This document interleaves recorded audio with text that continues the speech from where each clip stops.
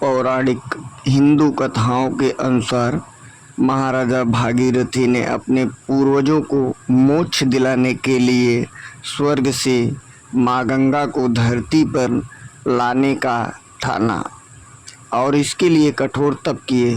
भागीरथ की तपस्या से खुश होकर माँ गंगा पर धरती पर आने के लिए मान गई, लेकिन समस्या यह थी कि माँ गंगा सीधे धरती पर नहीं आ सकती थी।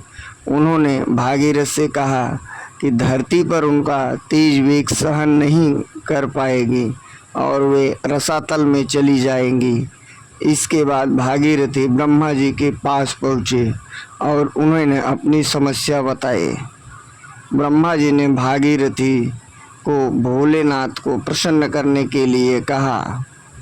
भागीरथी ने कठोर तपस्या की और भोलेनाथ उसकी तपस्या से प्रसन्न हुए। जब भोलेनाथ ने भागीरथी से वरदान मांगने के लिए कहा तो भागीरथी ने उन्हें सारी बात बताई। भगवान भोलेनाथ ने गंगा के वेग से पृथ्वी को बचाने के लिए अपनी जटा खोल दी और इस तरह से माँ गंगा देवलोक से उतरकर शिव जी की जटा में समा गई और शिव जी ने सहर्ष माँ गंगा को अपनी जटाओं में धारण कर लिया। इसलिए भी भोलेनाथ के कई नामों में उनका नाम गंगाधर है। शिव जी की जटाओं में आते ही माँ गंगा का वेग कम हो गया। इस तरह से शिव की जटा से उतरती भागीरथी गंगा कहलाई जाह्नवी। भगवान शिव की जटा से उतरी गंगा का वेग कम तो हुआ, लेकिन धरती पर उनके रास्ते में आने वाली तमाम बाधाओं को माँ गंगा बहाती चली रही। इसी बीच वे सुल्तानगंज स्थित जिस पहाड़ी पर महर्षि जनु तप कर रहे थे, उसी पहाड़ी में गंगा के वेग से कंपन हुआ और महर्षि जनु की तपस्या बाधित हो गई। महर्षि जनु ने क्रोधावेश में तपोबल से पूरी गंगा को ही अपने अंजूर में भरकर पी लिया।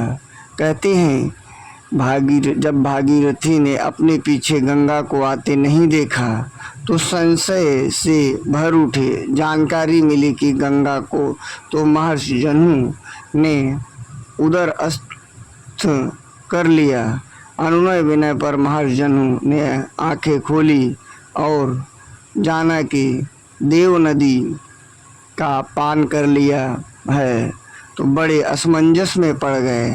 भगवान ब्रह्मा के सामने दुविधा बताई कि मुंह से निकालूं तो गंगा जूठी हो जाएगी, लघु शंका से निकालूं तो और अशुद्ध हो जाएगी।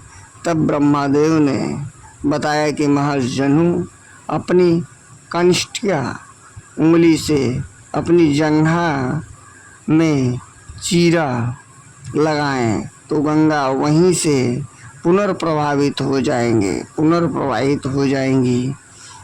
इस तरह महर्षि जनु की जंघा से निकलकर गंगा उनकी पुत्री मानी गई। तभी उन्हें महर्षि जनु की सुता जाह्नवी के नाम से भी जाना जाता है।